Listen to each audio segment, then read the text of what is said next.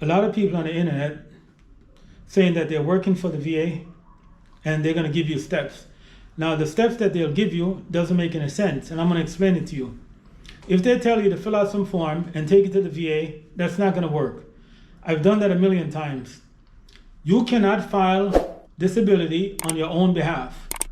If you're applying for disability, someone has to do it for you. Either someone at the VA, for instance, if you're service connected, you could go into the VA and talk to them, and you could find someone in the VA who will file paperwork on your behalf. If you are the one that's filing the paperwork, you're not gonna get the disability. If you're the one who are filing the paperwork on your behalf, you're not gonna get the disability, no matter what they tell you. I am 100% service connected for PTSD, disability. Right now, you get about almost $45,000 per year. It's not a lot of money, but it's a lot of money when you have nothing. So I'm going to tell you how to do it. And it took me 5 tries to get it. The VA is going to shoot you down. A lot of people on the internet are telling you how to do it, and some people claim that they're working for the VA, and I'm not working for the VA. I'm a veteran. I'm going to explain many things to you about the process, what I've gone through. I'm going to talk about wars and combat, and I'm going to talk about non-combat PTSD. And I'm going to give you 100 symptoms or more that I'm currently experiencing that you might be able to use for your PTSD. 100 symptoms or more that you can use for your PTSD. Now, hear me out. This is what I'm going to tell you. You cannot file disability on your own behalf. You cannot self-diagnose yourself to say that you have PTSD. That's why they're going to shoot down 99.99% of the applicants who apply for PTSD disability. So listen to me. At the sound of my voice, I'm going to tell you this. They're going to shoot down up to 99.99% of the PTSD applicants because you cannot file for disability on your own.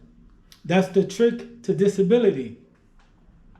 That's the trick to getting disability. Someone has to see you as being disabled and they have to file it for you. If you have a psychiatrist at the VA and they think that you are disabled, they can file on your behalf. If you have a psychiatrist outside of the VA and they see that you're disabled, they can file on your behalf. You need someone who is certified to file your disability on your behalf. You cannot file your own disability. You cannot file your own PTSD.